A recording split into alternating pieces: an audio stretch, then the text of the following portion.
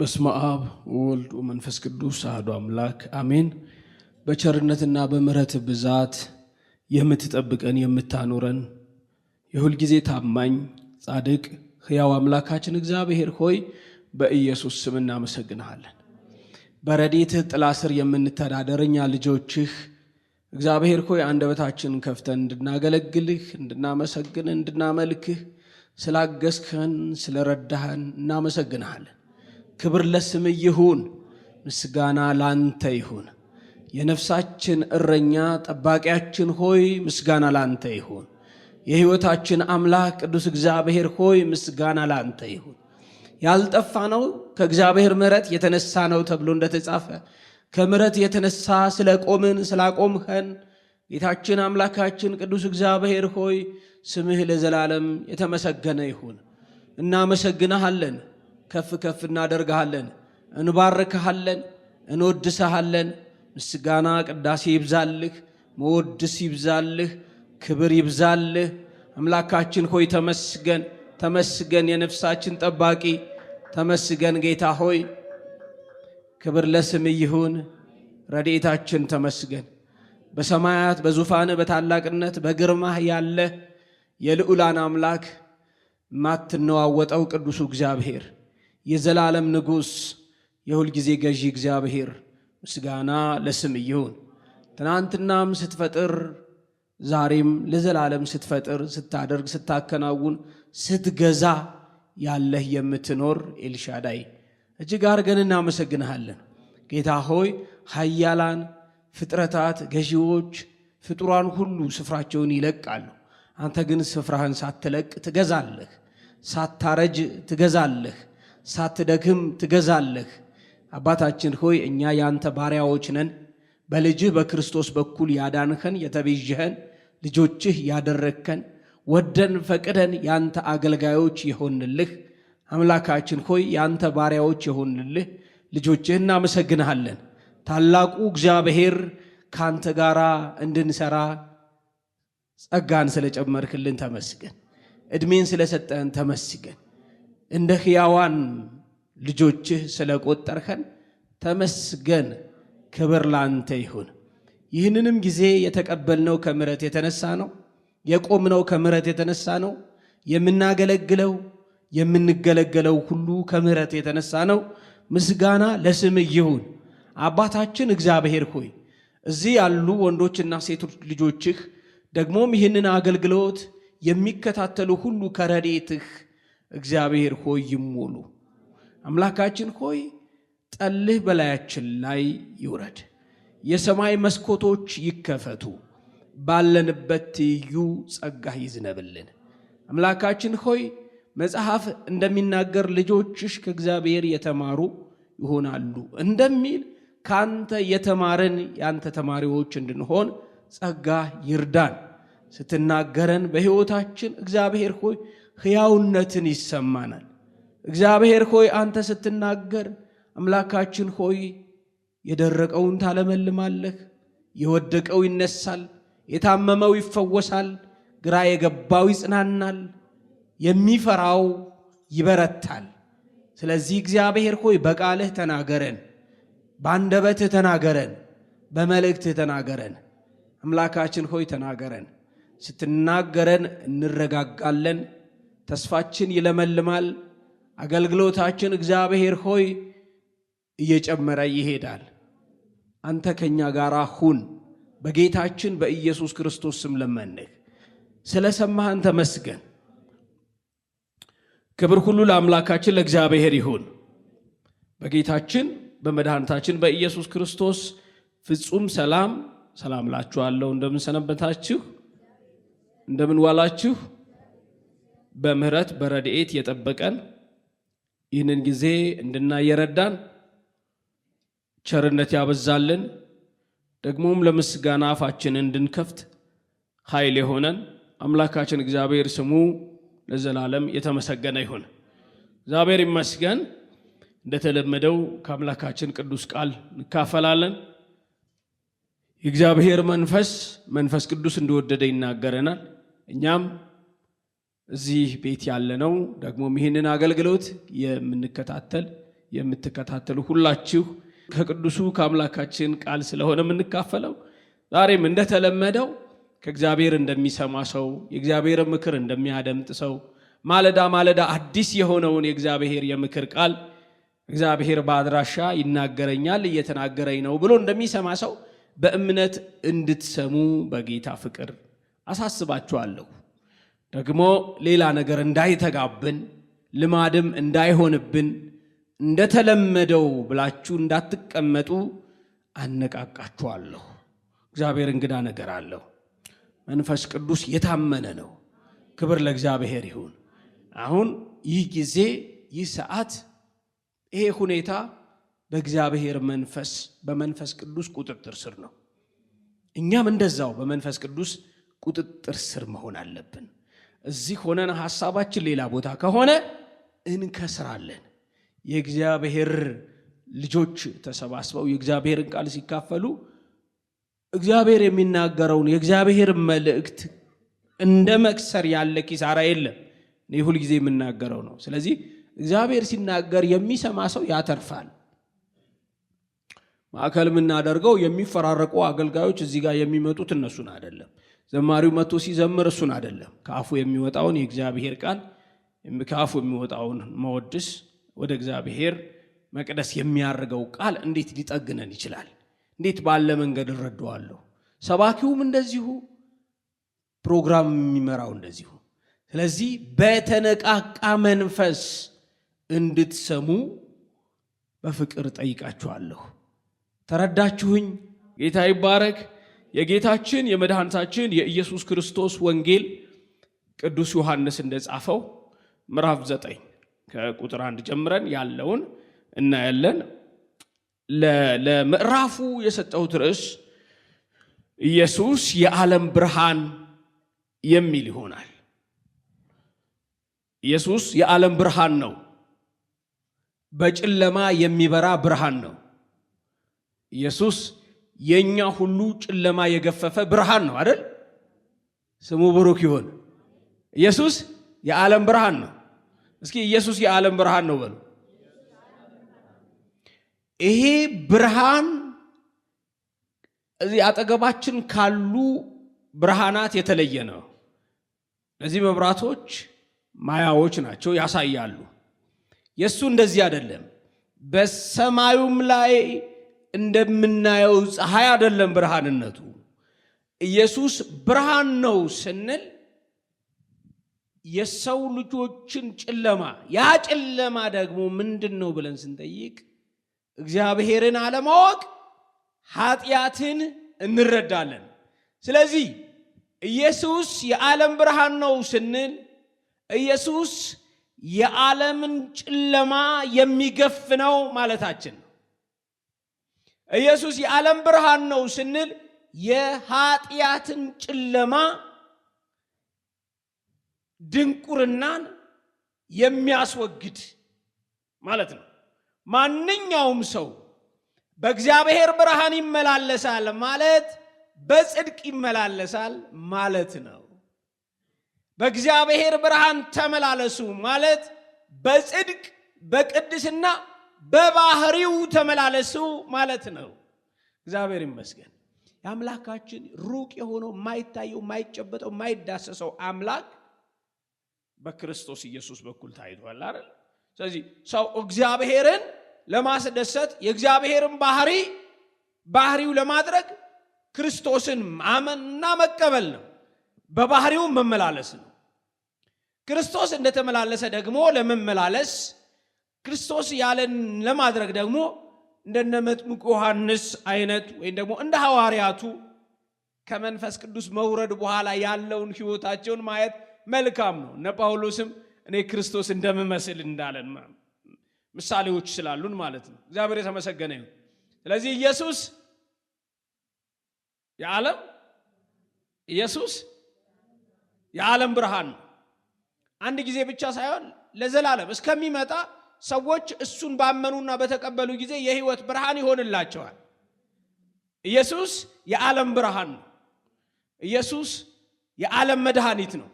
ዓለምን ሊያድን የመጣው ኢየሱስ የተወሰኑ ቡድኖችን ሊያድን አልመጣም። የተወሰኑ ቡድኖችን ሊፈውስ፣ የተወሰኑ ሰዎች ሊያስከትል አልመጣም። ኢየሱስ ሰው ለሚባለው ፍጥረት የተገለጠ ምሕረት ነው። እግዚአብሔር ይመስገን። እዚህ ይሄንን እውነት የሚዋጋ ብዙ የስህተት አስተምህሮ አለ። ኢየሱስ የዓለም አዳኝ ነው። ዓለምን ያድናል። ታምናላችሁ አይደል? ኢየሱስ የዓለም ብርሃን ነው። ኢየሱስ ብቸኛ መንገድ ነው። ኢየሱስ ሕይወትን የሚሰጥ ብቻ ሳይሆን ኢየሱስ ራሱ ምንድነው? ሕይወት ነው። በሕይወት ለመኖር ኢየሱስ ያስፈልጋል። በምድር እንኳን ሰዎች ሕያዋን ናቸው የሚባሉት ምንም እንኳን በጌታ ባይሆኑ፣ በክርስቶስ የእግዚአብሔር ልጆች ባይሆኑ ሕያዋን ናቸው የምንላቸው ከእንስሳ የተለዩ ሰዎች ናቸው እንድንላቸው በሕይወት መኖር አለባቸው አይደል? መንገድ ላይ ቆመው ታክሲ ያስቆማሉ። ታክሲ ውስጥ ይገባሉ። በታክሲ ተሳፍረው ይሄዳሉ። ይጠይቃሉ፣ ይመልሳሉ፣ ይበላሉ፣ ይጠጣሉ፣ ይግባባሉ። እንደኛ ናቸው። እኛና ሰዎች፣ እኛና በዓለም ያሉት ወይም በክርስቶስ ያለና የሌለ በምን ይለያል? የእግዚአብሔር ሕይወት በመቀበልና ባለመቀበል ልዩነት አለ። ይሄ ተራ ልዩነት አይደለም። ብዙ ጊዜ እማወራት የግል መፈክር ያለች ሰው ኢየሱስን አጥቶ ከሚሞት እንስሳ ቢሆን ይሻላል ባይ ነኝ እኔ በግሌ። አሁን ያለ ኢየሱስ ብሆን ኖሮ በቃ ሰው እንስሳ ይበልጠዋል። ምክንያቱም እንስሶች ይቀጣሉ የሚል መጽሐፍ ቅዱሳዊ እውነት የለም። ሰው ግን ይህንን ሕይወት ባለመቀበሉ፣ ይህንን እውነት በመርገጡ፣ የእግዚአብሔርን ሕይወት ባለመቀበሉ ሕይወት አያገኝም ብቻ አይደለም፣ ለሰይጣንና ለመላእክቱ ወደ ተዘጋጀው የሚል የመጽሐፍ ቅዱስ እውነት አለ። ስለዚህ ሰው ይሁላችሁ ይሞታል ማለት ይጠፋል ማለት አይደለም። ወደ ትምህርቴ አልገባሁም፣ እንዴት እንደመጣሁም አላቅም ወደዚህ ሐሳብ። አያችሁ ሁለት ዘላለሞች አሉ አይደለ?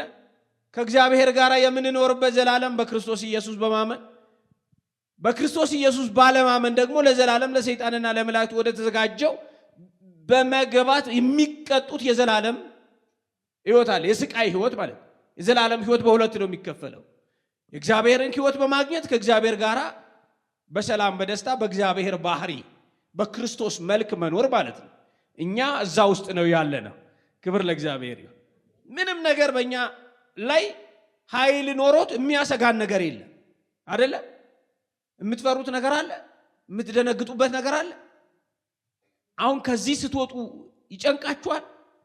በክብር በምስጋና ወደ ቤታችሁ አትገቡ፣ በሰላም አትተኙ፣ በሰላም አንቀላፍታችሁ በሰላም አትነሱም። የህይወት ጥያቄ ያለባችሁ ስጋት የሚሸተው አለ። ከልቤ ነው የምጠይቃችሁ። እንዲህ አይነት ሰው ካለ ኢየሱስ መድኃኒት ነው። ከሱ ውጪ የምንሰጠው መድኃኒት የለም። እግዚአብሔርም የላከው መድኃኒት የለም። ኢየሱስ ሁለንተናዊ እረፍት ነው።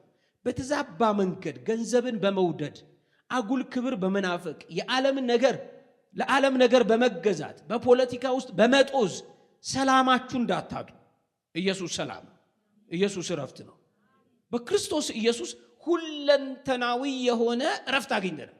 ሁለንተናዊም የሆነ ባለጠግነትን አግኝተናል። እግዚአብሔር የተመሰገነ ይሁን። ያለ ክርስቶስ ያለው ዘላለም ግን ዝም ብሎ ዘላለም ሳይሆን እንደ እንስሳ መኖር ሳይሆን በመቀጣት የእግዚአብሔርን ፍርድ በመቀበል የሚኖሩት ዘላለም እንጂ የተገደበም ዘመን አይደለም። ከዚህ አንጻር ይገርማችኋል፣ ሕይወት በቃ ህልውና ተራ አይደለም። ሰው እንዴት እንደሚኖር ምንን ይዞ እየኖረ እንደሆነ በጣም በጥንቃቄ መመርመር አለበት። ሰው የራሱን ሕይወት ባይመረምር ኪሳራው ተራና ምድራዊ አይደለም። እግዚአብሔር ይመስገን። እግዚአብሔር ስለራራልን ድነናል አይደል? አድኖናል። እኛም ለዚህ እውነት እንድንገዛ መንፈስ ቅዱስ አቅም ሆነን፣ ጌታ ይባረክ። ሌላ ሁሉ ትርፍ ነው። በኢየሱስ መሆን ግን እጅግ በጣም መባረክ ነው። ክብር ለእግዚአብሔር ይሁን እና ኢየሱስ የዓለም ብርሃን ነው የሚል ርዕስ ስንሰጠው ኃጢአትን የሚያስወግድ የእግዚአብሔርን ባህሪ እንድንጎናጸፍ የሚያደርግ ነው ማለት ነው። ብርሃን ነው ማለት። ለምሳሌ በዮሐንስ ወንጌል ምዕራፍ 3 ላይ በተለይ ከቁጥር 19 ጀምሮ እስከ 21 ከኃጢአት ጋር እንዴት እንደተያያዘ ላሳያችሁ። ብርሃን ወደ ዓለም ስለመጣ ሰዎችም ስራቸው ክፉ ነበረና ከብርሃን ይልቅ ምን ወደዱ? ጨለማን ወደዱ። ጨለማን ስለወደዱ ፍርዱ ይህ ነው ይላል። ክፉ የሚያደርግ ሁሉ ብርሃንን ይጠላልና ስራውም እንዳይገለጥ ወደ ብርሃን አይመጣም። ወደ ማን አይመጣም ማለት ነው? ወደ ኢየሱስ ማለት ነው። ኢየሱስ እኔ የዓለም ብርሃን ነኝ ብሏል። ስለዚህ ኢየሱስ ብርሃን ሆኖ ከመጣ ሰዎች ደግሞ እስከዛሬም በኃጢአታቸው ውስጥ ሆነው እንደሆነ ወደ ብርሃን መምጣት አይፈልጉም። ለምን? ብርሃኑ ባህሪው ምንድነው? ኃጢአትን ይገልጣል ወይም ደግሞ ያጋልጣል ማለት አይደለም። ያሳፍራል፣ ያሸማቅቃል ማለት አይደለም። ኢየሱስ ብርሃን ስለሆነ ኃጢአትን የሚገልጥ ብርሃን ስለሆነ ኃጢአትን አስወግዶ በብርሃን እንድንጓዝ ያደርጋል። ሰዎች ግን ይህንን ስራቸው እንዳይታወቅባቸው ወደ ኢየሱስ መምጣት አይወዱም።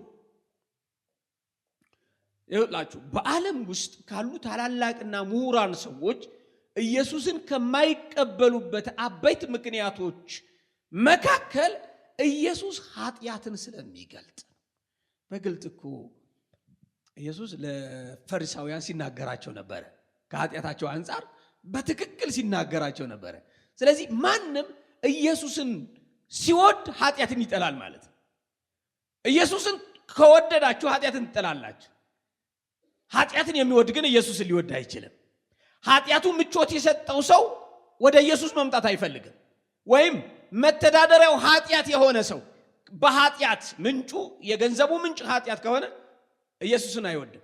ብዙ ጊዜ መንፈሳዊ ነገር ስታወሩ መጽሐፍ ቅዱስ ስንመሰክር ጌታ ኢየሱስ ክርስቶስን ስንመሰክር ወደ እኔ አትምጣ በቃ አትናገር ይላሉ። በሩቅ እንደዚህ ይገፋሉ።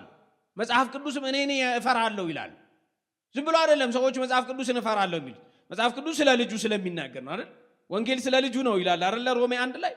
ስለዚህ ኃጢአት በራሱ ወደ ኢየሱስ እንድንመጣ አያደርግም። የኃጢአት ባህሪ እንደዚህ ነው። ሰዎች ኑሮዬ ሲሉ ኑሯቸው ከኃጢአት ጋር የተገናኘ ከሆነ ወደ ኢየሱስ መምጣትን አይፈልጉም። የተጨነቀች ነፍስ ግን ማረፍን ወይም እረፍትን የናፈቀች ነፍስ ግን ስለ ኢየሱስ ሲነገራት ሁሉም ነገር ጥላ ትመጣለች። እውነተኛ እረፍት ኢየሱስ ስለሆነ ማለት ነው። ኢየሱስ ያሳርፋል። ስለዚህ እውነትን የሚያደርግ ግን ስራው በእግዚአብሔር ተደርጎ እንደሆነ ይገለጽ ዘንድ ወደ ብርሃን ይመጣል ይላል። ወደ ብርሃን። ስለዚህ ኢየሱስ የዓለም ብርሃን ነው ስንል ኃጢአትን የሚያስወግድ ብርሃን። ኃጢአት ደግሞ ከጨለማ ጋር እየተነጻጸረ ነው። ኃጢአት ማለት ጨለማ ነው። በኃጢአት የሚኖር ሰው በጨለማ አለ። ዮሐንስ መልእክት ምዕራፍ 1 ላይ ሰው በኃጢአት እየተመላለሰ ኃጢአትን ግብሩ አድርጎ ከእግዚአብሔር ጋር ህብረት አድርጋለሁ ሊል አይችልም። እግዚአብሔር ኃጢአትን ስለሚጸየፍ ማለት ነው። ጌታ ለዘላለም የተመሰገነ ይሁን። ይህ የጌታችን ወንጌል ዮሐንስ እንደጻፈው ምዕራፍ 9 በ3 ተከፍሏል። ከቁጥር 1 እስከ 12 ያለው ኢየሱስ ዕውር ሆኖ የተወለደውን ሰው መፈወሱን ይናገራል። ከዛ በፈሪሳውያን መካከል ስላለው መለያየት ይናገራል ከቁጥር 13 ጀምሮ። ከቁጥር 35 ጀምሮ ደግሞ እስከ መጨረሻ ስለ መንፈሳዊ ዕውርነት ይናገራል። ወይም ደግሞ ስለ ልብ ዕውርነት። የልብ ዕውርነት ታውቃላችሁ? ከ35 ጀምሮ እስከ 41 የልብ ዕውርነት ይናገራል። እና ባለን አጭር ጊዜ ይህንን ለማየት እንሞክራለን። እጅግ በጣም ሰፊ አስደናቂ የሆነ የእግዚአብሔር ሐሳብ የሞላበት ምዕራፍ ነው። የሚደንቅ ምዕራፍ ነው። ሲጀምር ኢየሱስ ሲያልፍ ከመወለዱ ዕውር የሆነን ሰው አየ ይላል። በራሱ ብዙ ቦታ እንዲህ አይነት ቃል ላናገኝ እንችላለን። አንዳንዶቹ የነ ጤሜዎስ ልጅ በርጤሜዎስ ማን ነው በዚህም ያልፈው ብሎ ሲጠይቅ መጽሐፍ ቅዱስ ይናገራል። የናዝሬቱ ኢየሱስ በዚህ ያልፋል ተብሎ ሲነገረው እንሰማለን። እዚህ ጋር ግን ኢየሱስ ራሱ ነው ያየው አይደል? ኢየሱስ ነው ራሱ የተመለከተው ማለት ነው። እጅግ በጣም ደስ የሚል ነው። ይሄ እኛ የምንጋራው የምትጋሩት ሐሳብ ነው። ለምን እኛ ራሳችን አይተን ማን ያልፋል በዚህ በኩል እንዳለው የጤሜዎስ ልጅ በርጤሜዎስ እኛ ፈልገን አይደለም ያገኘ ነው። ኢየሱስ ሲያልፍ እንዳገኘን ነው ምንረዳው አይደለ? ኢየሱስ በህይወታችን በቤታችን በመጽሐፍ ቅዱስ በኩል ሲዘዋወር ነው ያገኘን አይደል? አይቶን ነው ያዳነን እንጂ አሁን እኔ እኮ ጥበበኛ ባልሆን ኖሮ እኮ ወደ ጌታ አልመጣም ነበር የሚል ሰው ያለ አይመስለኝም። እኔ ከድሮም ጀምሮ የሚል ሰው ያለ አይመስለኝም። ካለም እንግዲህ እንደ በርጤሜዎስ ነው ማለት ነው። እኔ ግን አሁን እኔ በግሌ ኢየሱስ እንዳየኝ ነው የምረዳው። ነግሬያቸዋለሁ ከዚህ በፊት እኔ ተመራምሬ ጥበበኛ ሆኜ በፍጹም ከኢየሱስ ጋር መገናኘት የምችል አይነት ሰው አልነበረውም። ኢየሱስ ግን ተመልክቶኛል። ስለዚህ ይሄ ሰው ከመወለዱ ጀምሮ ዕውር የነበረው ሰው ኢየሱስ ነው ያየው። ከዛ ደቀ መዛሙርቱ መምህር ሆይ ይህ ሰው ዕውር ሆኖ እንዲወለድ ኃጢአት የሰራው ማን ነው እርሱ ወይስ ወላጆቹ ብለው ጠየቁት። እንግዲህ እነዚህ ደቀ መዛሙርት አብዛኛዎቹ አይሁዳውያን እንደመሆናቸው መጠን አይሁዳውያን ይህንን ያምኑ ነበረ። ከዘር የመጣ ኃጢአት ወርሷል የሚል እምነት ነበራቸው። እንደገና ደግሞ አንድ ሰው ከማህፀንም ጀምሮ ኃጢአት ሊሰራ ይችላል የሚልም አመለካከት ያላቸው ይመስላል። ተስማምተው ይህንን ሲጠይቁ ጌታ ኢየሱስ ክርስቶስ ሲመልስ እንደዚህ አለ፣ የእግዚአብሔር ሥራ በእርሱ እንዲገለጥ ነው እንጂ እርሱ ወይም ወላጆቹ ኃጢአት አልሰሩም አለ። ኢየሱስ ለዘላለም የተመሰገነ ይሁን። እሱ ጌታ ኢየሱስ ክርስቶስ ማለቴ ነው ስለ ልጁ ጠይቆ አባቱን፣ እናቱን፣ ጎረቤትን ጠይቆ አያውቅም ማለት ማወቅ አይፈልግም። ለምን አይደለም? ሁኔታው ይቅርና የሰውየውን ባህሪ የሚያውቅ ጌታ ነው ኢየሱስ። መምህር ሆይ ብለው ሲጠይቁት በምድር ላይ እንዳሉት መምህር እንደ አንዱ መጠየቁ አይደለም፣ እነሱ መጠየቃቸው አይደለም። መምህራን ሁሉ የሰው ልጆች ማለት ነው። ማለት ሰው ሆኖ መምህር የሚባል ሰው ያጠና የተማረ ሰው ነው። ኢየሱስ ማወቅ ግን የባህሪው ነው አይደል? የባህሪው ነው የኛ ጌታ ኢየሱስ ክርስቶስ። ስለዚህ ሲጠየቅ ኢየሱስ እንደ ጳውሎስ በገማልያል እግር ስር ቁጭ ብሎ የተማረ ሳይሆን እሱ ርዕሰ መምህራን ነው። ከሳቴ ነው፣ እሱ ይገልጣል። ከሳቴ ብርሃን ነው ኢየሱስ። ስለዚህ ኢየሱስ የሰውን ሁለንተና ያውቃል። የሰውን መንፈስ፣ የሰውን ነፍስ ያውቃል። የሰውን ሐሳብ ይመረምራል። ገብቷችኋል? ስለዚህ ኢየሱስ ሲጠየቅ ባህሪውም ጭምር የምንረዳበት ጥያቄ ነው። ስለዚህ ወላጆቹም እርሱም ኃጢአት ሰርቶ አይደለም ብሎ ኢየሱስ ሲመልስ ጠይቆ አይደለም፣ ጌታ ስለሆነ ነው። ስለዚህ ይገርማችኋል፣ የእግዚአብሔር ሥራ በእርሱ ምን ይል ዘንድ ይገለጥ ዘንድ ዮሐንስ ወንጌል ምዕራፍ 11 ቁጥር 4 ላይ ታስታውሳላችሁ። ይህ ሕመም የእግዚአብሔር ልጅ በእርሱ ይከብር ዘንድ። የእግዚአብሔር ልጅ ማን ነው? ይህ ሕመም ያለው የማን ነው?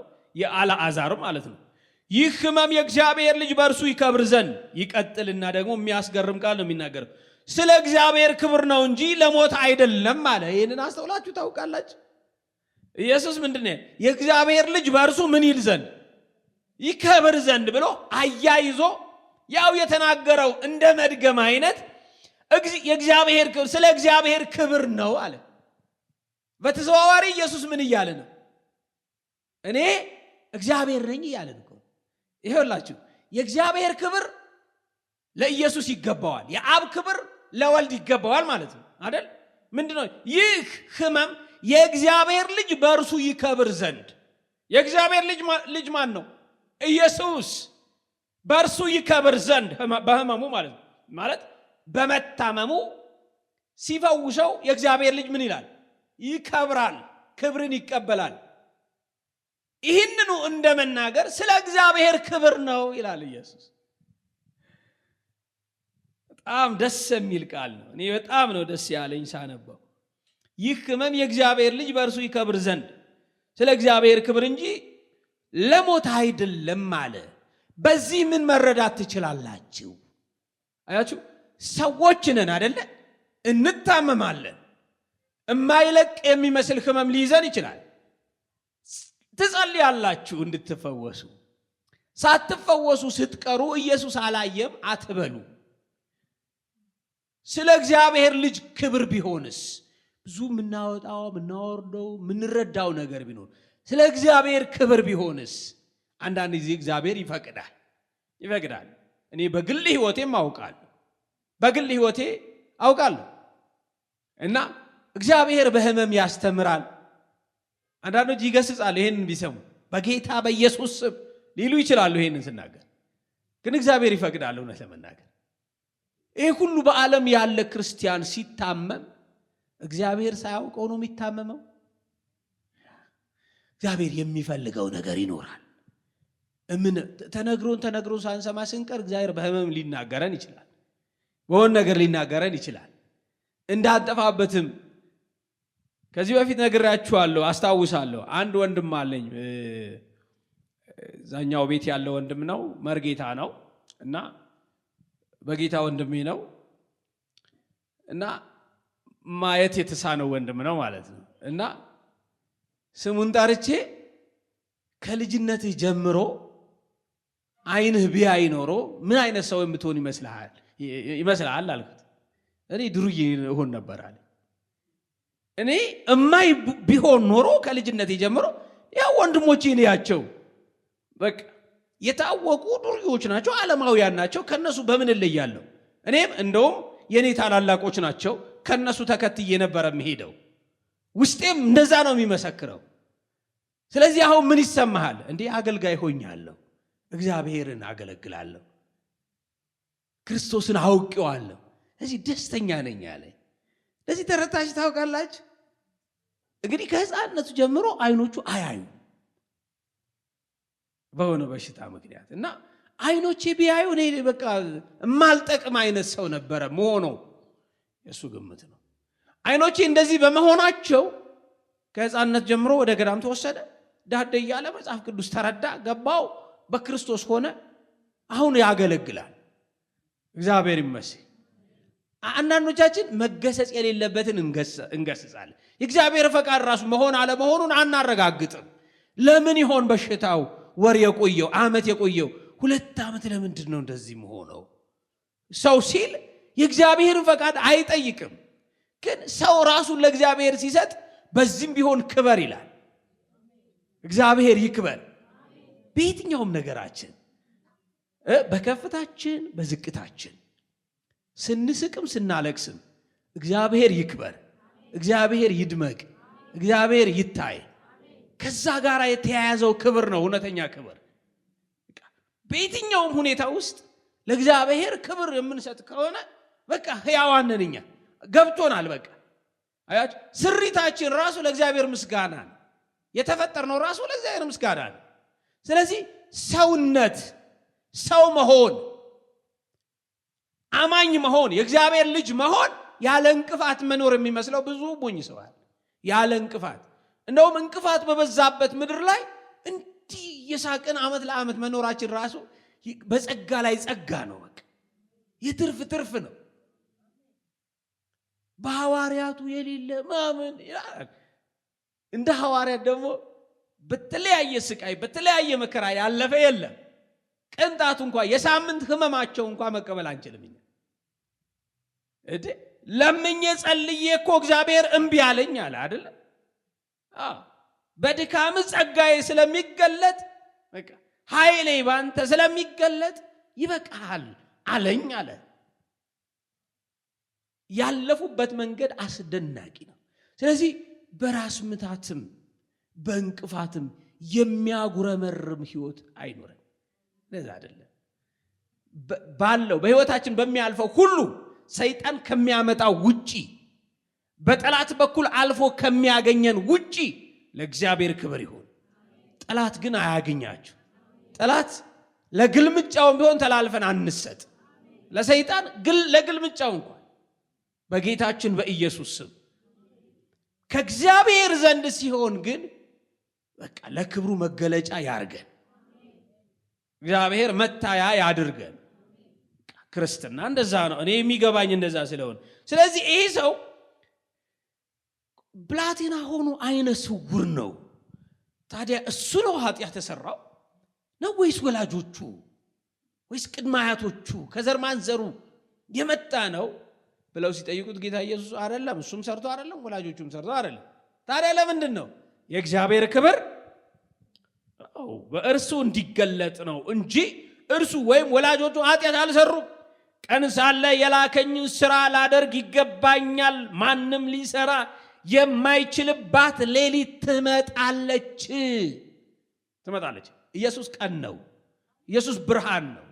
ስለዚህ ቀን ሳለ መጥቼ ሳለ ትስጉቱን እየነገረ ሥጋ የለበሰበትን አመክንዮ እኔ ሰው የሆንኩበት ምክንያት የላከኝን ሥራ ላደርግ ነው። ያን ተልእኮዬ ላደርግ ነው። በዚህ ተልእኮ ውስጥ ኢየሱስ ማንንም አያስተናግድም። ከማን ድምፅ በስተቀር? ከአባቱ ድምፅ በስተቀር፣ ከአብ ድምፅ በስተቀር፣ ከመጣበት አጀንዳ በስተቀር ኢየሱስ በጉቦ አይታለል። ኢየሱስ በቀልጣፎች ንግግር አይታለል። ኢየሱስ በአጭበርባሪዎች የሃይማኖት መልክ በለበሱ ሰዎች አይታለል። በአፈጮሌዎች አይታለል። በዘረኞች አይታለል። ወላ ሌላ ይቅርና እናት ትፈልጋለች፣ ወንድሞች ይፈልጉሃል፣ እህቶች ቢባል እንኳን እነማን ናቸው አለ ኢየሱስ። እነማን ናቸው አለ። እነሱ መንቀፉ አይደለም። እናቴ አይደለች ማለቱ አይደለም። ወንድሞች አይደሉም ማለቱ አይደለም። ነገር ግን ምን እያለ ነው? የመጣበት ዓላማ የአባቱን ድምፅ በዘመናችን የእግዚአብሔርን ድምፅ ብቻ ማስተናገድ ይሆንልን።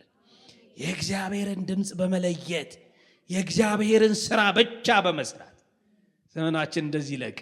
ዘመናችን እንደዚህ ይለቅ። የእግዚአብሔርን ድምፅ በመስማት በቃ የእግዚአብሔር የሆነውና ያልሆነውን በመለየት። ስለዚህ ቀን ሳለ የላከኝን ሥራ ላደርግ ይገባኛል ማለት ይሁላችሁ። ይሄ ቀን ለኔና ለናንተ ነው። የእግዚአብሔርን ሥራ የምንሰራበት ቀን ነው። ኢየሱስ እንደዚህ ብሎት በቃ ይህንን ጥሎልን ሄዷል። ይህንን ተናግሮን አልፏል። ቀን ሳለ የማንም ሥራ እንድትሰሩ አይደለም። ልናገር ልመስክር ብትሉ ማትመሰክሩበት ጨለማ ይመጣል። የዋይታ ጊዜ ይመጣል። የድካም ጊዜ ይመጣል። ያለ መሮጥ ወይም ልሩጥ ተብሎ የማይሮጥበት ዘመን ይመጣል። ልናገር ልመስክር ተብሎ የማይመሰከርበት ዘመን ይመጣል። እኔ ወንጌል ለመናገር አቅም ያገኘው በአንድ በሽታ ነው። ከዚህ በፊት አፌ ተዘግቶ ማለት ነው። በቃ ቁልፍ መናገር አምሮኝ በምልክት የምናገርባቸው ቀናቶች ነበሩ። በእርግጥ ኢየሱስ ይባረክ፣ ሳምንትም አልቆየው፣ ቀናቶች ነበሩ። ድንቅ እያለኝ እየሳቁ እየገረም ምንድነው እስክል ድረስ ታዲያ ይሄ ምንድን የህመም ማስታገሻው ወስጄ መናገር ስጀምር ይሄ በሽታ ለቆኝ በመሰከርኩ ብዬ በቃ ናፈቀኝ። ምንም ነገር አይደለም የናፈቀኝ፣ ወንጌልን ለሰዎች መመስከር፣ የኢየሱስን አዳኝነት መመስከር ናፈቀኝ ማለት እና ስናገር ይሻለኛል።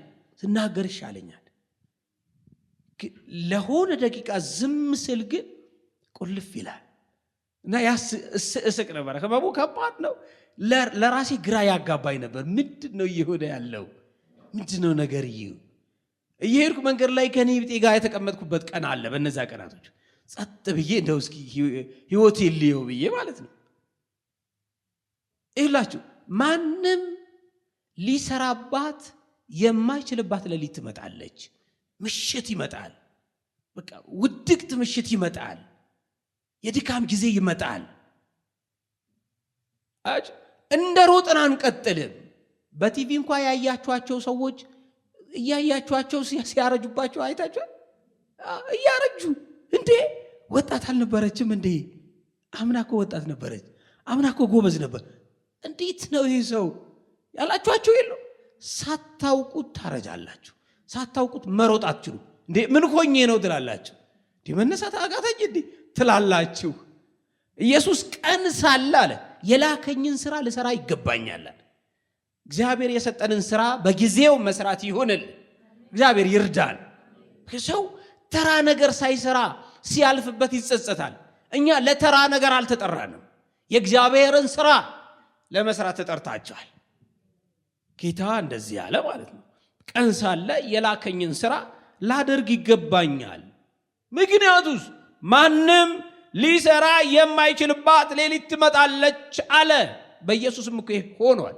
ያቺ ውድቅት ሌሊት ደቀ መዛሙርቱ እንኳን ጥለውት የሄዱባት ያቺ ሌሊት ታስታውሷታላችሁ? እኛማ ምን እናስታውሳለን? እሱ ያስታውሰው እንጂ ቀኑን። ያን ሁሉ መከራ የተሸከመባት ሌሊት እነ ጴጥሮስ እንኳን የገባው ኪዳን ረስቶ እነ ዮሐንስ እንኳን በሩቁ በልክ ሲከተሉት ማንም በቃ እንደተናገረው ማለት በቃ ማንም ሁሉም ትቶት ታስታውሳላችሁ? አንዳንድ ጊዜ ይላችሁ እኛም ህይወት ላይ ይሄንን ይሆናል። ማንም አታገኙበት ቀን ይመጣል። ማንም በቃ ጨለማ ድቅድቅ ነገር። ስለዚህ በጊዜያችን ሰርተን በጊዜያችን ጥሪያችንን አክብረን መሄድ ይሁንልን። ክብር ለኢየሱስ ይሁን። ለክርስቲያን ሞትም ክብር ነው አይደል? ሞትም ክብር ነው።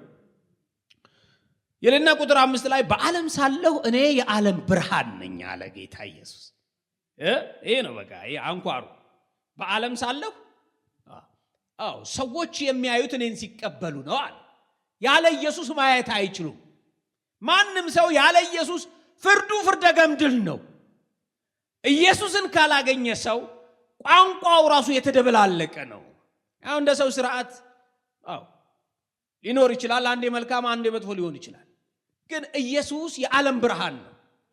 በኢየሱስ የሆነ ሁሉ ኢየሱሳዊ ቋንቋ አለው። ምን ማለት ነው? ፍትሃዊ፣ እውነትን ማዕከል ያደረገ፣ ሰማይን ማዕከል ያደረገ፣ የእግዚአብሔርን ፈቃድ ማዕከል ያደረገ ነገር ያወራል፣ ይሰራል ማለት ነው። ኢየሱስ የዓለም ብርሃን ነው። ዮሐንስ ወንጌል ምዕራፍ 8 ቁጥር 12 ታስታውሳላችሁ? እንደዚህ ያለ ኢየሱስ እኔ የዓለም ብርሃን ነኝ፣ የሚከተለኝ የሕይወት ብርሃን ይሆንለታል እንጂ በጨለማ አይመላለስም ብሎ ተናገራቸው። የሚከተለኝ የሕይወት ብርሃን ይሆንለታል። እናንተ የሕይወት ብርሃን ሆኖላችኋል። እንቅልፍ ላይ ያላችሁ ሰዎች አምልጧችኋል። ኢየሱስ እንደዚህ አለ፣ እኔ የዓለም ብርሃን ነኝ ካለ በኋላ የሚከተለኝ የሕይወት ብርሃን እንጂ ከቶ በጨለማ አይመላለስም። እግዚአብሔር ይመስገን። እኛ ከቀነን፣ እኛ ከኢየሱስ ነን፣ እኛ ብርሃን ውስጥ ነን። ደስ የሚል ህይወት ነው። ክብር ለእግዚአብሔር ይሁን። ዮሐንስ ወንጌል ምዕራፍ 12:46 እንደዚህ ይላል፣ በእኔ የሚያምን ሁሉ በጨለማ እንዳይኖር እኔ ብርሃን ሆኜ ወደ ዓለም መጥቻለሁ አለ ኢየሱስ። በእኔ የሚያምን ሁሉ አያችሁ፣ ብርሃኑ ከእምነት ጋር የተያያዘ ነው። ከእምነት ጋር የተያያዘ ነው። ስለዚህ በእኔ የሚያምን ሁሉ በጨለማ እንዳይኖር። በኢየሱስ ታምናላችሁ? እንግዲያውስ በጨለማ አይደላችሁ። ሰው በኢየሱስ ካላመነ ጨለማ ውስጥ ነው ያለው። ምን ማለት ነው? እስካሁንም በኃጢአቱ ነው ያለው። ምን ማለት ነው? ከእግዚአብሔር ርቆ ነው ያለው። ምን ማለት ነው? ፍርድ ውስጥ ነው ያለው። እዚህ ሁሉ ያለ ኢየሱስ የሚመጡ ናቸው። ኢየሱስ በእኔ የሚያምን ሁሉ በጨለማ እንዳይኖር እኔ የዓለም ብርሃን ሆኜ መጥቻለሁ አለ። ጌታ ኢየሱስ ክርስቶስ ራሱ ብርሃን ነው። ሙባረክ ይሁን።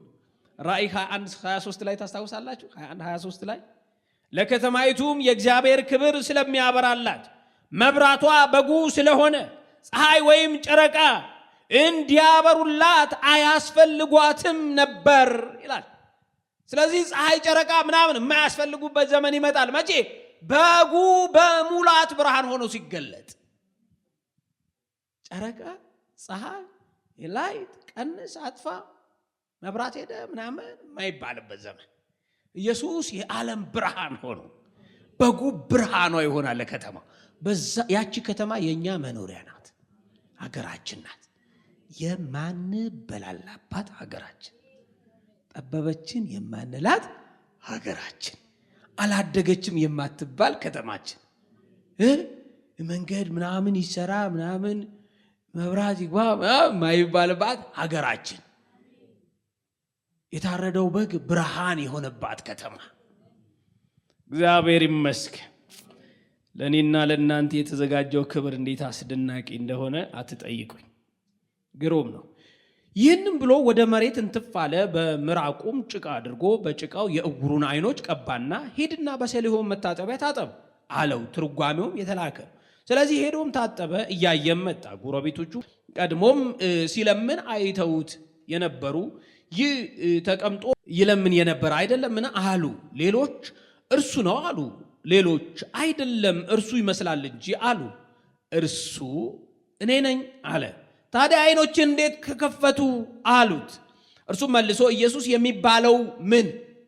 እስኪ በደንብ ሁላችሁ ኢየሱስ የሚባለው ሰው ጭቃ አድርጎ አይኖቼን ቀባና ወደ ሰሊሆም መታጠቢያ ሂድ ታጠብ አለኝ። ሄጄም ታጠብኩ አየሁ አለ።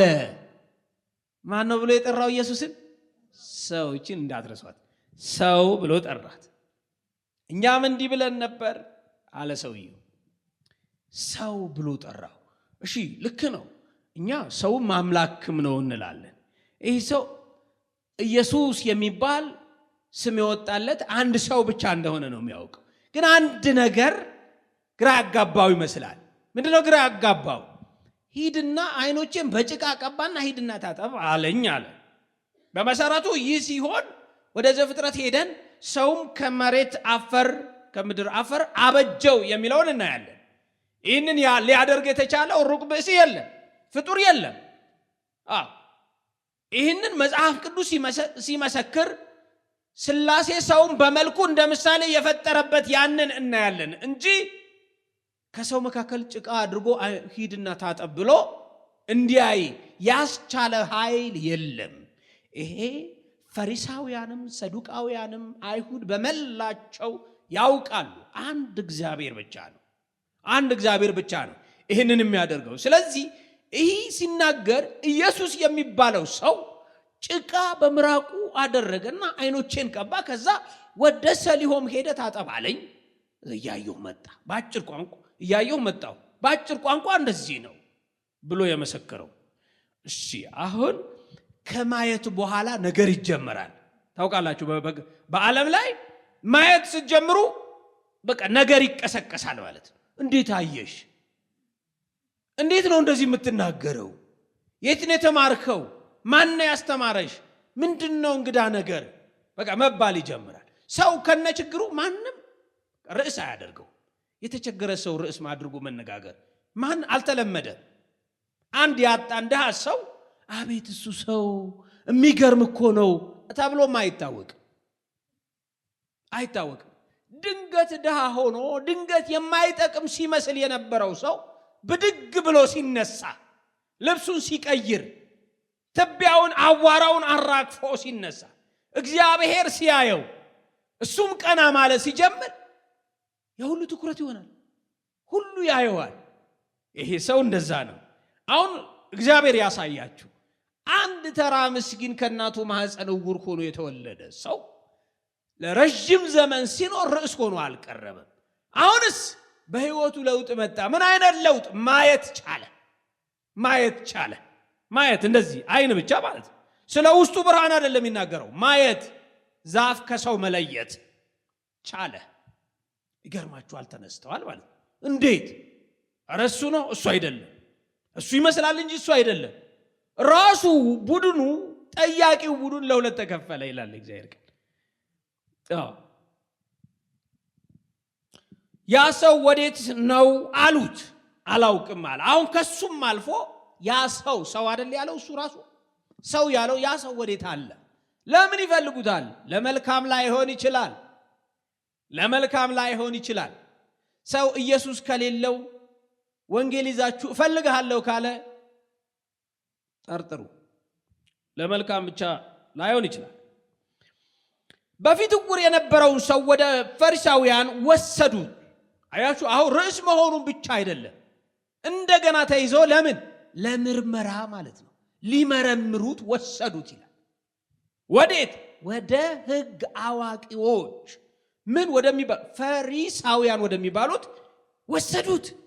ኢየሱስም ጭቃ አድርጎ አይኖቹን የከፈተበት ቀን ምን ነበረ ይላል።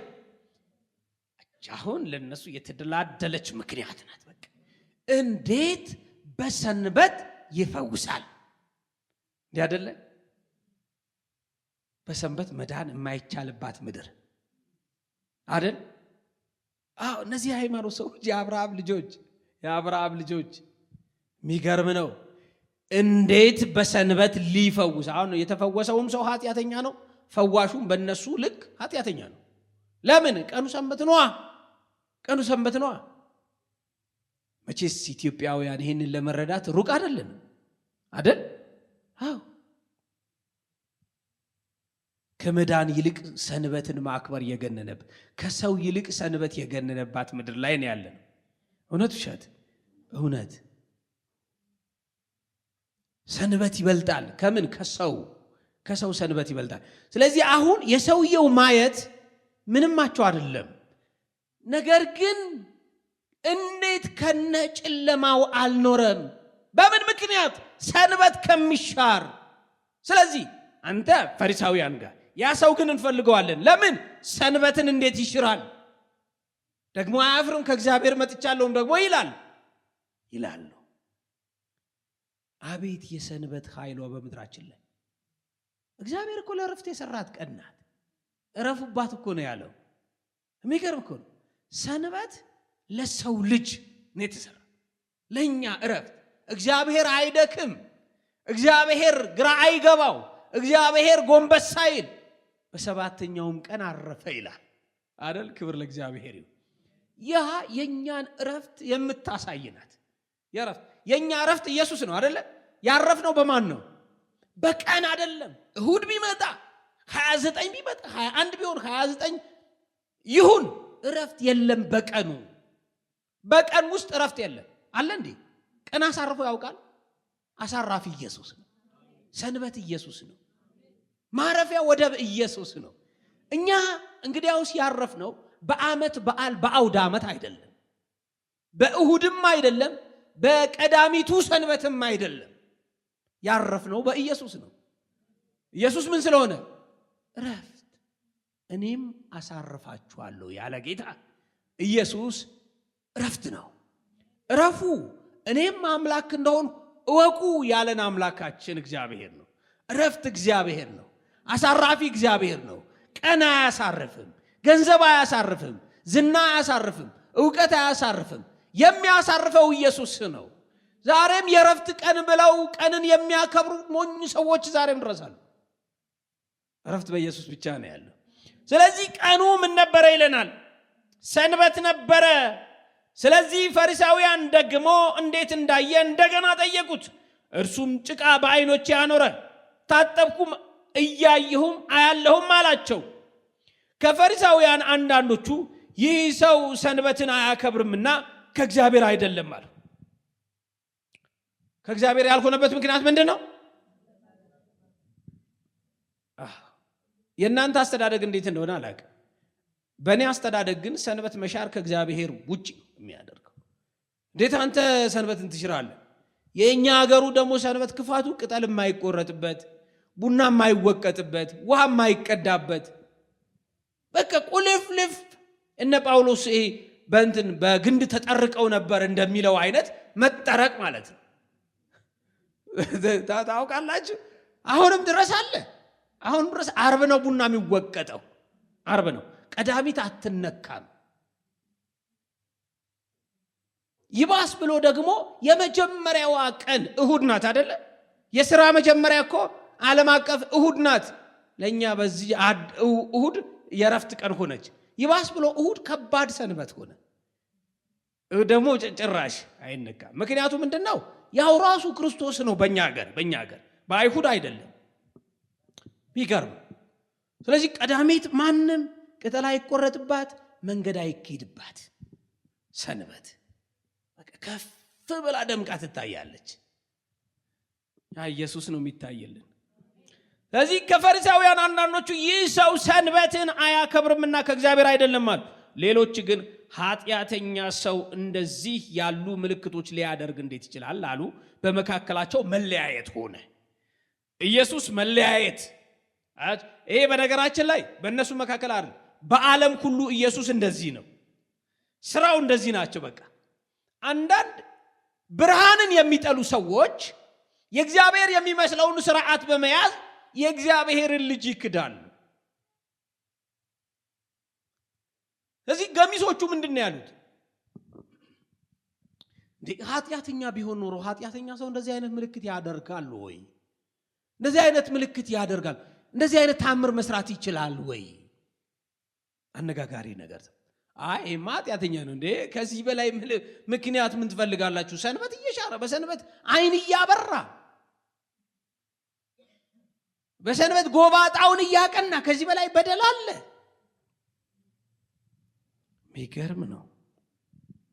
ሚገርም ነው። እና ያ ድንቁርና ተያይዞ ኢትዮጵያ እንዴት እንደገባ ሚገርም ነው። በጽሁፍ ብቻ አይደለም በፍልሰትም ጭምር የገባ ይመስለኛል። እኔ በግሌ ማለት እነዛ ሰዎች ኢትዮጵያን ውስጥ ስለነበሩ ማለት ነው። አሁንም አለ ያ የአይሁዱ የሰንበት ወግ ማጥበቅ አሉ። ወደ ጎንደር ምናምን አሉ።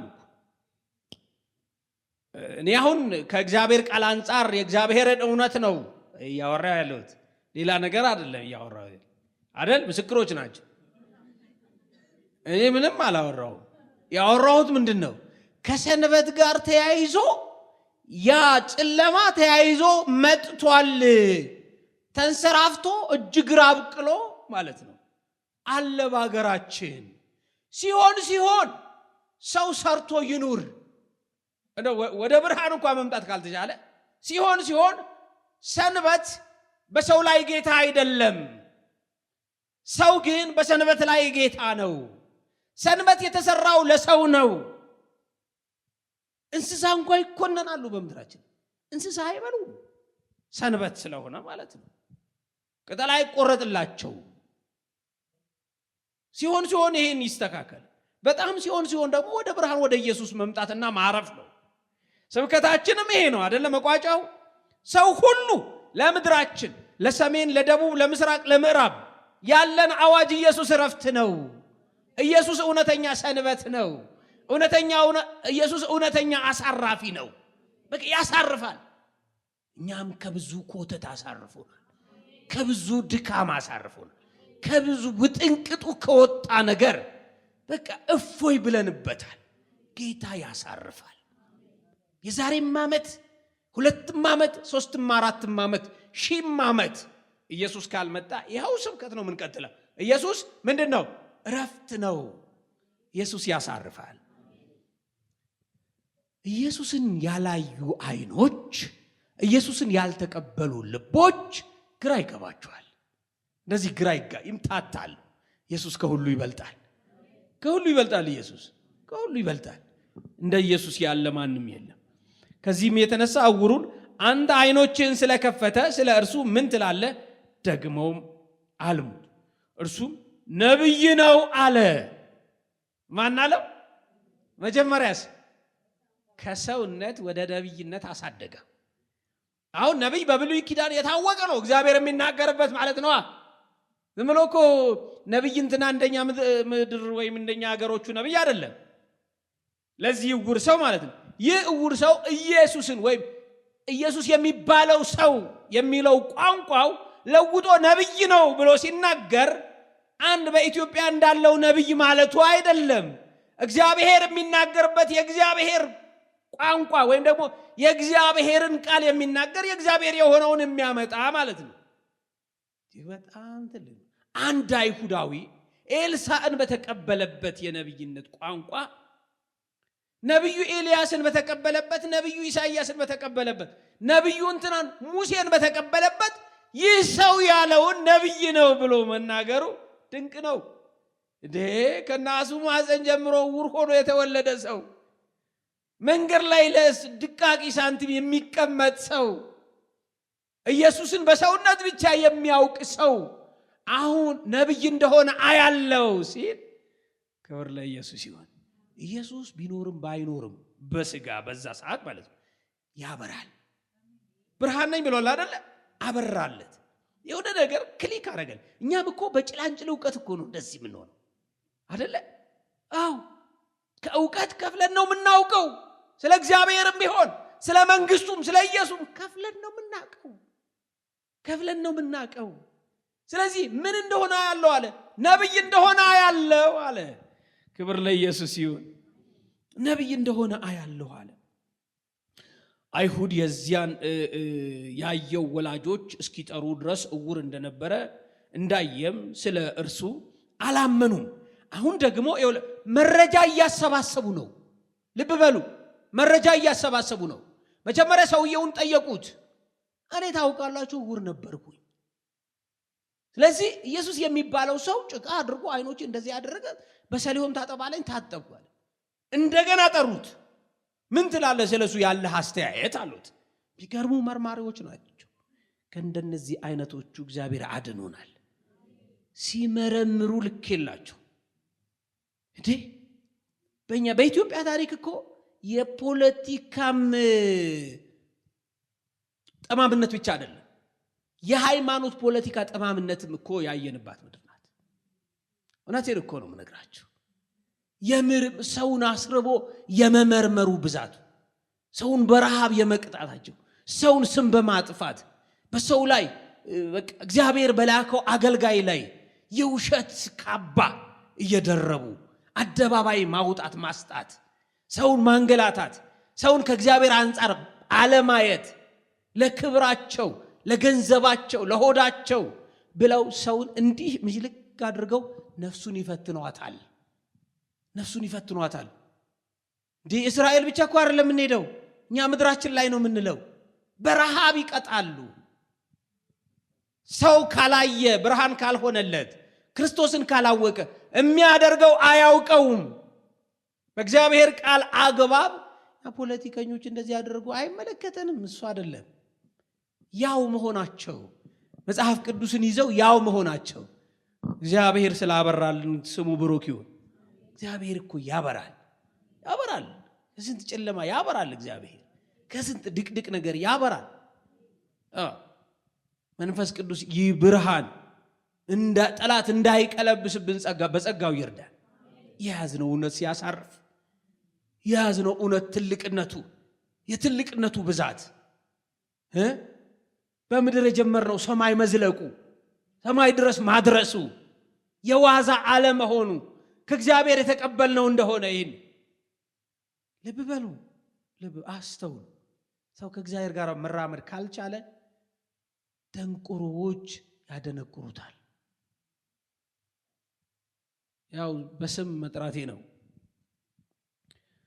ክብር ለአምላካችን ለእግዚአብሔር ይሁን። እነርሱም እናንተ ዕውር ሆኖ ተወለደ የምትሉት ልጃችሁ ይህ ነውን? ታዲያ አሁን እንዴት ያያል ብለው ጠየቋቸው። አሁን ደግሞ ምስኪን ቤተሰቦቹን ጠርተው አመጡ። ታዲያ እንዴት ያያል ብላችሁ ታስባላችሁ? ይሄኔ እኮ ማየቱም እኮ አላዩም ሊሆን ይችላል። ምናልባት ውሎ አድሮ ከሆነ ያውቃሉ። ከዛ በኋላ ቤተሰቦቹ መመለስ አለባቸው። ደግሞ ስጋት ነው። ልጁ ያው ለቤተሰቦቹ ማን ብሎ ነው የሚናገረው? ኢየሱስ እኮ ነው፣ ይታወቃል። ቤተልሔም የተወለደው ኢየሱስ፣ የማርያም ልጅ ኢየሱስ፣ የምናውቀው የገሊላ ሰው ኢየሱስ፣ የናዝሬቱ ኢየሱስ እሱ ነው። እየለየ ያወራል። ማንም ሰው ያውቀዋል። የናዝሬቱ ኢየሱስ ይታወቃል። ስለዚህ ለቤተሰቦቹም አውርቷል። አሁን ለቤተሰቦቹ ሌላ ችግር ነው። ምክንያቱስ ወላጆቹ መልሰው ይህ ልጃችን እንደሆነ ዕውርም ሆኖ እንደተወለደ እናውቃለን፣ ዳሩ ግን አሁን እንዴት እንዳየ አናውቅም፣ ወይም አይኖቹ ማን እንደከፈተ እኛ አናውቅም። ጠይቁት፣ እርሱ ሙሉ ሰው ነው፣ እርሱ ስለ ራሱ ይናገራል አሉ። የዋዞች አይደሉም እነሱ፣ ቀላላሉ። ለምን? ኢየሱስ ነው ቢሉ ችግር ነው የሚፈጠረው።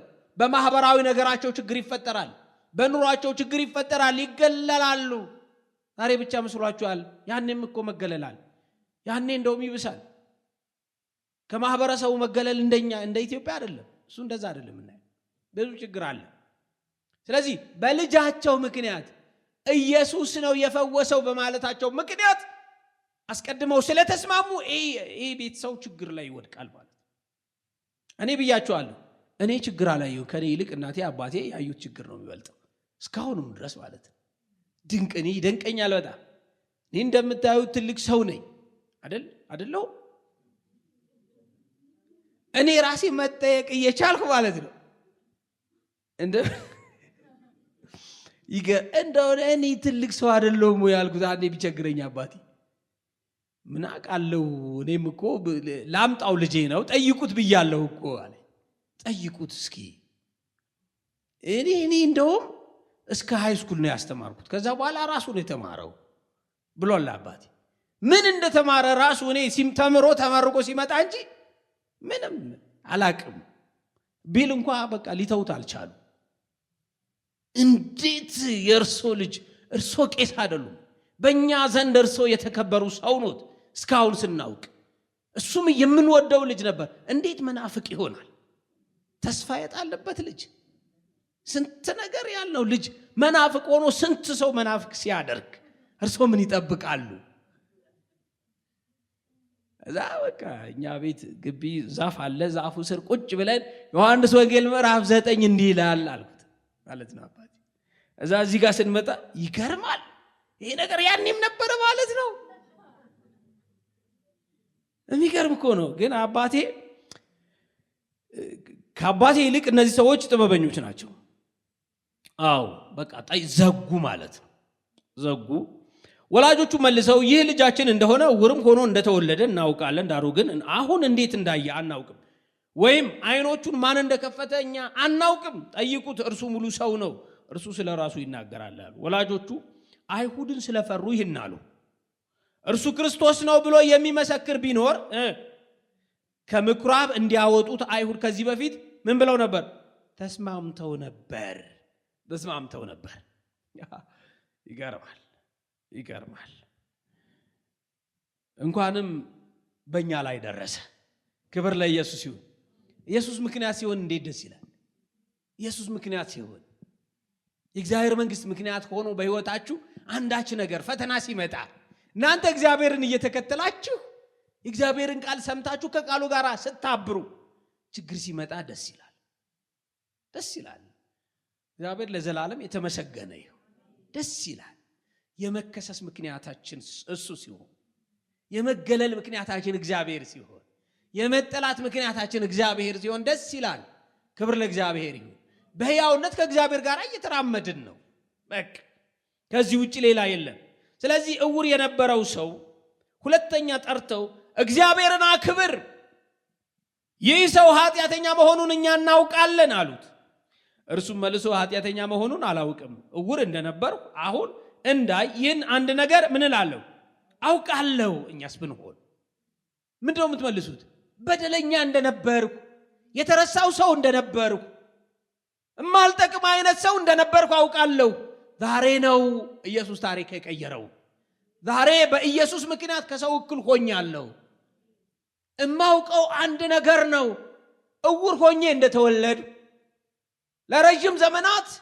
ከናንተም ከሌላውም ሳንቲም ስለምን የነበርኩ ሰው እንደነበርኩ አሁን ግን ኢየሱስ አይኔን እንዳበራልኝ ይህን አንድ ነገር አውቃለሁ እዚህ ውጪ እኛም ቋንቋ የለንም በቃ ድሮማኛም አናይም ነበር ድሮማኛም ከሳሽ ነበርን ድሮማኛም ተሟጋቾች ነበርን እኮ ድሮማኛ እንብስ ነበረኮ ይህን አንድ ነገር እናውቃለን ኢየሱስ በበራልን ጊዜ ኢየሱስ ባበራልን ጊዜ ኢየሱስ ባስታረቀን ጊዜ ኢየሱስ እንደገና በወለደን ጊዜ ሰው መሆናችን እናውቃለን መዳናችን እናውቃለን የእግዚአብሔር ልጆች መባላችን እናውቃለን ከቅዱሳን ጋር መደመራችን የሀገራችን አድራሻ መቀየሩ የዜግነታችን አድራሻ መቀየሩ ይህን አንድ ነገር እናውቃለን በኢየሱስ ታሪክ ተሰራል በኢየሱስ ነገራችን ተቀየረ በኢየሱስ ሁኔታችን ተስተካከለ ይህን አንድ ነገር እናውቃለን ከኢየሱስ ውጪ የሚወራ ታሪክ ውድቀት ነበር በቃ ኃጢአትን እንደ ክብር መቁጠር ነበር በቃ ዝም ብሎ ዓለማዊነት ዝም ብሎ በቃ ዘፋኝነት ዘረኝነት አድመኝነት ዝም ብሎ ማይረባ ዓለማውያን ነበርን ያለ ኢየሱስ ከኢየሱስ ጋር ቅዱሳት ተባልን የእግዚአብሔር ልጆች ተብለን ተጠራን ወንድማማቾች ሆነን አንድ ቤተሰብ ሆነን የእግዚአብሔር መንግስት አገልጋዮች ሆነን በኢየሱስ ታሪካችን ተቀየረ ያለ ኢየሱስ የሚወራ ነገር በጭራሽ የለንም በጭራሽ ምናልባት በልተን የምናደር ልንሆን እንችላለን ምግባራችን ግን ጸያፍ ነበር የማይዋሽ ነገር ኢየሱስ ሰው ያደርጋል። ሰው አደረገ። ይህንን ሰው ስለሆነ ማየት ስለቻለ ቅናት ያዛቸው። ሰው ስላየ ይቀናል ወገኖቼ። ቢቀና አሁን እኛ ዳንን። መዳን ያስቀናል። ድኛለሁ ማለት ያስቀናል። የኢየሱስ ነኝ ማለት ያስቀናል። እኔ እግዚአብሔር ይወደኛል ብለህ በመናገር ሰው ለምን ይቀናል እንዴ? መዳን እኮ የሚታወጅ ነገር ነው። ድኛለሁ ማለት እኮ እግዚአብሔር አድኖኛል፣ በሽተኛ ነበርኩ ማለት እኮ ነው አይደል? የታመመ ሰው ድኛለሁ እግዚአብሔር ይመስገን አይደል የሚለው? ሁልጊዜ በአልጋ ላይ የምታውቁት ሰው ተነስቶ ያለ ከዘራ ያለ ምርኩዝ ሲራመድ በርትቶ ሲሄድ እንዴ ለዓመታት ታማሚ አልነበረም ወይ? እግዚአብሔር ይመስገን አሁን ድኛለሁ ቢል አንድ ሰው ያስቀናል ወይ? ይሰው ተነሳ ቆመ ይባላል። እንደዛ እንደማለት ነው። ከዚህ እኮ የሚብስ ነው። እኛ በክርስቶስ ድኛለሁ ሰዎች ለምን ይቃጠሉበታል? የእግዚአብሔር ልጅ ሆኛለሁ። የት ነሽ? ቤተ ክርስቲያን የት ነሽ? የጸሎት ክብረት አለኝ፣ አገልግሎት አለ። ያቃጥላል፣ ያናድዳል። የሚገርም ነው። እነዚህ ፈሪሳውያን ቅጥል አሉ። በቃ ይመረምራሉ፣ ወላጆች ይመረምራሉ። ለሁለት ለሶስት ጊዜ ይጠሩታል። እስኪ ንገረን እንዴት አይኖችን ሊበሩ ቻሉ? በቃ የሚገርም ነው። እርሱም መልሶ አስቀድሜ ነገርኳችሁ አልሰማችሁምም። ስለምን ዳግመኛ ልትሰሙ ትወዳላችሁ? እናንተ ደግሞ ደቀ መዛሙርቱ ልትሆኑ ትወዳላችሁን አላቸው። የሚገርም እኮ ነው። ደቀ መዛሙርቱ መሆን ትፈልጋለህ? ይሄ ለነሱ ምንድነው? ስድብ ነው። ታውቃላችሁ አይደለ? ከሙሴ ደቀ መዝሙርነት እንደ ማውረድ ማለት የኢየሱስ ደቀ መዝሙር የሚጠሉት ከእግዚአብሔር መጥቻለሁ የሚል የኢየሱስ ደቀ መዝሙር ነኝ ማለት ስድብ ነው። ተሳድበውም ይላል ይኸውላችሁ ቁጥር 28 ላይ ተሳድበውም ምን ብለው ተሳደቡ? አንተ የእርሱ ደቀ መዝሙር ነህ፣ እኛ ግን የሙሴ ደቀ መዛሙርት ነን አሉ። ስድቡ ምን እንደሆነ ገብቷቸዋል? ምንድነው? የኢየሱስ ደቀ መዝሙር ነህ አንተ ራስህ ሁን፣ በራስህ ላይ ይሁን። ይሄ ነገር የኢየሱስ ደቀ መዝሙር መሆን በአንተ ላይ ይሁን፣ እኛስ የሙሴ ነን አሉ። አሁን በኢየሱስ መጠራት አይፈልጉ ብዙ ሰዎች። ድንገት ካፋቸው ይወጣና በሆነ ነገር ይከልሱታል። ያው እንደነገርኳችሁ የኔ አባት ጥሩ መንፈሳዊ እንቅስቃሴ ነበረውና በቀደም ለታ ምን አይነት ጠላት እንዳበላሸው አላቅም። ተለወጠብኝ። ተለውጦ የእግዚአብሔር ስም ጠርቶ ሳይጨርስ የአጥቢያውን ስም ጠራብኝ፣ የደብሩን ስም ጠራብኝ ማለት ነው። በእውነት ከልቤ በጣም የሆነ ነገር በአባቴ ላይ እንደገባ በቃ አዘንኩ ከልቤ ማለት ነው። እንደዛ ብሎ አያውቅም። ለምን? ያስደነግጣል። ሰዎች አይፈልጉም። ኢየሱስ ብለው መጨረስ እግዚአብሔር ይባርክ ብለው መጨረስ አይፈልጉም። የሚገርም እኮ ነው። አንተ ራስህ የኢየሱስ ደቀ መዝሙር ሁን። እኛስ የማን ደቀ መዝሙር እንደሆን ዓለም ያውቃል። የሙሴ ደቀ መዛሙርት ነን። ከሙሴ ደቀ መዝሙርነት እንደመውረድ ማለት ነው። ለምን? ኢየሱስን እንደ ተራ ሰው አይተውት። እርሱ የሕያው እግዚአብሔር ልጅ ነው። እርሱ አዳኝ ነው። እርሱ የህይወት ብርሃን የሚሰጥ ነው። እሱ ህይወት ሰጪ ነው። ይሄ ሰው ግን አይኑ ብቻ አይደለም ልቡም ጭምር እየበራለት ነው። እግዚአብሔር ሙሴን እንደተናገረው እኛ እናውቃለን፣ ይህ ሰው ግን ከወዴት እንደሆነ አናውቅም አሉት። ሰውየውም መለሰ እንዲህ አላቸው፣ ከወዴት እንደሆነ እናንተ አለማወቃችሁ ይህ ለእኔ ድንቅ ነገር ነው። ዳሩ ግን አይኖችን ከፈተ፣ እግዚአብሔር የሚፈራ ፈቃዱንም የሚያደርግ። ይኸውላችሁ በጌታ ፍቅር ይሄንን በንባብ ነው የምጨርሰው። ይህንን ስሙኝ። እግዚአብሔርን የሚፈራ ፈቃዱን የሚያደርግ ቢኖር ያንን እግዚአብሔር ይሰማዋል እንጂ ኃጢአተኞችን እንዳይሰማ እናውቃለን። እውር ሆኖ የተወለደው አይኖቹ ማንም እንደከፈተ ዓለም ከተፈጠረ ጀምሮ አልተሰማም። ይህ ሰው ከእግዚአብሔር ባይሆን ምንም ሊያደርግ ባልቻለ ነበረ። መልሰው አንተ ሁለንተና በኃጢአት ተወለድ አንተም እኛን ታስተምራለህን አሉት። ወደ ውጭም ምን አደረጉት? አወጡት ይላል። በእነሱ ስሌት ይሄ ሰው ምን አላለም? አልተማረም። የተማረ ሰው አይደለም። ሁለንተና በኃጢአት የተወለደ አንተኛ ልታስተምረን ትፈልጋለህ እንዴ? እናንተ እኮ በሕጋችሁ ስታው እግዚአብሔር ከእርሱ ጋር ካልሆነ በቀር እንዴት አይን ሊያበራ ይችላል? እናንተ ስታውቁ አንድ እግዚአብሔር ብቻ ነው አይን የሚያበራው። ስለዚህ እግዚአብሔር ባይሆን ኖሮ አይኖቼን እንዴት ይከፍታል ሲል ጭራሽ ልታስተምረን በዚህ ሰዓት ፈረዱ ማለት ነው። ወይም ደግሞ አወገዙት፣ ከጉባኤው ነጥለው ወደ ውጪ አስወጡት ማለት ነው። ሲያስወጡት ኢየሱስም ወደ ውጭ እንዳወጡት ሰማ። ሲያገኘውም አንተ በእግዚአብሔር ልጅ ታምናለህን አሉት። እንግዲህ ሲያገሉት ኢየሱስ መጣ እንደማለት ነው። ወደ ውጭ ሲያስወጡት፣ ብቸኛ ሲያደርጉት ኢየሱስ መጣ። ይህ ሁሉ ክርክር ኢየሱስ የለም በአካል ግን ወደ ውጭ እንዳወጡት በሰማ ጊዜ ኢየሱስ በአካል መጣና ምን አለው? አንተ በእግዚአብሔር ልጅ ታምናለህን አለው። እርሱ መልሶ ጌታ ሆይ በእርሱ አምን ዘንድ እርሱ ማን ነው አለ። አሁን ማን ብሎ ጠራው? ጌታ ሆይ የሚላል ሰው ነው፣ ነቢይ ነው። አሁን ደግሞ ይግባውም አይግባውም ጌታ ሆይ አለ። ኢየሱስም አይተዋል፣ ካንተም ጋር የሚናገረው እርሱ ነው አለው። እርሱም ጌታ ሆይ አምናለሁ አለ፣ ሰገደለትም። ይሄ ለእግዚአብሔር ብቻ የሚገባ ነው። ለእግዚአብሔር ብቻ የሚገባውን ለኢየሱስ እያወራው ላለው አይኖቹን ለከፈተው ምን አደረገ? ሰገደ ይላል። ኢየሱስ ይባረክ። እዚህ ይሄ ሰው አይኑን ብቻ ሳይሆን ምኑን በራለት ማለት ነው? ልቡም ጭምር በራለት። ኢየሱስም የማያዩ እንዲያዩ የሚያዩም እንዲታወሩ እኔ ወደዚህ ዓለም ለፍርድ መጣሁ አለ ጌታ ኢየሱስ ክርስቶስ። ይህ በብዙ ቦታ እንደተጻፈ ያው ታውቃላችሁ። ብርሃን ወደ ዓለም ስለመጣ ሰዎችም ስራቸው ክፉ ነበርና ከብርሃን ይልቅ ጨለማን ስለወደዱ ፍርዱ ይህ ነው ተብሎ እንደተነገረ የሚያዩ ወይም እናያለን እናውቃለን የሚሉ እንዲታወሩ፣ ደግሞ በጨለማ ውስጥ ነው ያለነው እባክህ አብራለን፣ በበሽታ ውስጥ ነው ያለነው እባክህ አድነን የሚሉ ደግሞ እንዲያዩ፣ እንዲፈወሱ፣ እንዲድኑ ስለዚህ መጥቻለሁ። ኢየሱስ ለፍርድ አይደለም የመጣው፣ ሊያድን ነው የመጣው። ነገር ግን ደህንነቱን መቀበልን እምቢ ያሉ ሰዎች ፍርድ ውስጥ ናቸው። በእርሱ የሚያምን የዘላለም ሕይወት አለ። በእርሱ የማያምን ግን በአንዱ በእግዚአብሔር ልጅ ስም ስላላመነ አሁን ስለሚል ማለት ነው፣ አሁን ተፈርዶበታል ስለሚል። ከፈሪሳውያንም ከእርሱ ጋር የነበሩት ይህንን ሰምተው እኛ ደግሞ እውሮች ነንን አሉት። ኢየሱስም አላቸው እውሮችስ ብትሆኑ ኃጢአት ባልሆነባችሁም ነበር። አሁን ግን እናያለን ትላላችሁ፣ ኃጢአታችሁ ይኖራል። እንደዚህ ነው በቃ መልካቸው። እንደዚህ እናያለን ይላሉ፣ እናውቃለን፣ እኛ ነን ተርጓሚዎች ይላሉ፣ እኛ ነን አስተማሪዎች።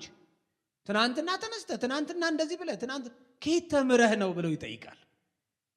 ኢየሱስ ግን እናያለን ትላለህ። ለመጀመሪያ ጊዜ ልካቸውን የነገራቸው ማንም አልነገረ፣ እውሮች ያላቸው ኢየሱስ። ለምን? እናያለን ስለሚሉ። የዓለም ብርሃን በመካከላቸው ተገልጦ እያለ ለምን ታያለህ ከሚል የበለጠ እውር አለ? በጨለማ ሲኖር የነበረን ሰው ለምን ታያለህ ከሚል ሰው የበለጠ እውር የለም። ስለዚህ እናያለን ትላላችሁ፣ በኃጢአታችሁ ትኖራላችሁ እንጂ እንደ ጤሜዎስ ልጅ እንደ በርጠሜዎስ ቢሆን የዳዊት ልጅ ሆይ እባክህ አይ ዘንድ ያሉት ሁሉ አዩ፣ አብራልን ያሉት ሁሉ አበራላቸው፣ አስወግድልን ያሉ ሁሉ ከኃጢአታቸውን አስወገድላቸው። ኢየሱስ ክርስቶስ የዓለም ብርሃን ነው። ኢየሱስ ክርስቶስ የዓለም መድኃኒት ነው።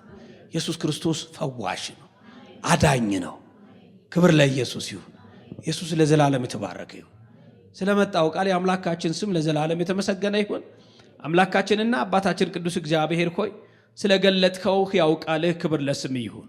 አባት ሆይ ተመስገን፣ እናመሰግንሃለን።